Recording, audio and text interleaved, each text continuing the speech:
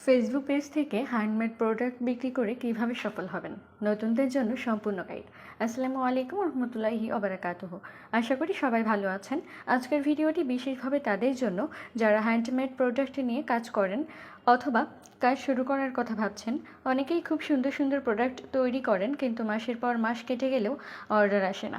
তখন মনে হয় আমার ভাগ্যই খারাপ, হয়তো আমার প্রোডাক্ট ভালো না, কিংবা ফেসবুক এখন আর ব্যবসা হয় না। কিন্তু বাস্তবতা হলো বেশিরভাগ সময় সমস্যা প্রোডাক্টে নয়, বরং যেভাবে আমরা সেটি মানুষের সামনে তুলে ধরি সেখানে। আজ আমি ধাপে ধাপে এমন কিছু বিষয় নিয়ে কথা বলবো যেগুলো অনুসরণ করলে ইনশাআল্লাহ আপনার হ্যান্ডমেড প্রোডাক্ট ব্যবসাকে আরও ভালোভাবে এগিয়ে নিতে পারবেন। প্রথম বিষয়, শুধু প্রোডাক্ট নয়, বিশ্বাস বিক্রি করুন। অনলাইনে কেউ আপনার প্রোডাক্ট হাতে নিয়ে দেখতে পারে না, তাই তারা আগে আপনাকে বিশ্বাস করতে চায়। নিজের কাজের ছোট ছোট ভিডিও দেখান, কিভাবে সুতা বাছাই করেন, কিভাবে একটি ফুল তৈরি হয়, কিভাবে প্যাকেজিং করেন। এসব দৃশ্য মানুষকে আপনার কাজের প্রতি আস্থা দেয়। দ্বিতীয় বিষয়, পেজকে দোকানের মতো সাজান। ধরুন আপনি একটি দোকানে গেলেন, দোকানটি এলোমেলো, কোনো দাম লেখা নেই, কোনো তথ্য নেই, আপনি কি স্বাচ্ছন্দ্য বোধ করবেন? ফেসবুক পেজও ঠিক তেমন।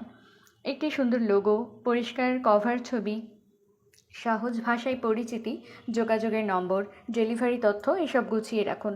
তৃতীয় বিষয়, ভালো ছবি মানেই অর্ধেক বিক্রি। 1000 টাকা খরচ করে প্রোডাক্ট বানান, কিন্তু ছবি তোলেন অন্ধকার ঘরে। মনে রাখবেন, ক্রেতা প্রথমে আপনার ছবিটাই দেখে। প্রাকৃতিক আলো ব্যবহার করুন, পরিষ্কার ব্যাকগ্রাউন্ড রাখুন, একই প্রোডাক্টের বিভিন্ন দিক থেকে ছবি তুলুন। যদি ভিডিও করেন তাহলে 10 থেকে 20 সেকেন্ডের ছোট ক্লিপ নিন, ঘুরিয়ে দেখান, হাতে নিয়ে দেখান, ব্যবহার করে দেখান। চতুর্থ বিষয়, নিয়মিত কন্টেন্ট দিন। অনেকেই ভাবেন আজ একটা পোস্ট দিলাম কাল অর্ডার আসবে। বাস্তবে ব্যবসা এভাবে চলে না।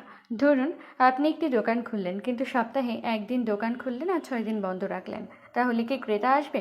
ফেসবুকও একইভাবে নিয়মিত সক্রিয় পেজকে বেশি গুরুত্ব দেয়।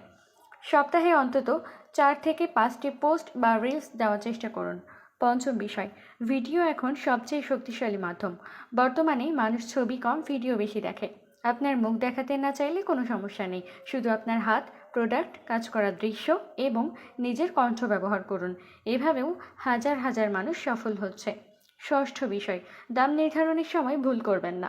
অনেকেই ভাবেন কম দাম রাখলে বেশি বিক্রি হয়, কিন্তু এতে নিজেরই ক্ষতি হয়। দাম নির্ধারণের সময় হিসাব করুন, কাঁচামালের খরচ, সময়, শ্রম, প্যাকেজিং, ডেলিভারি প্রস্তুতি, সামান্য লাভ। নিজের পরিশ্রমের মূল্য দিতে শিখুন। সপ্তম বিষয়, কাস্টমারের সঙ্গে সম্পর্ক করুন।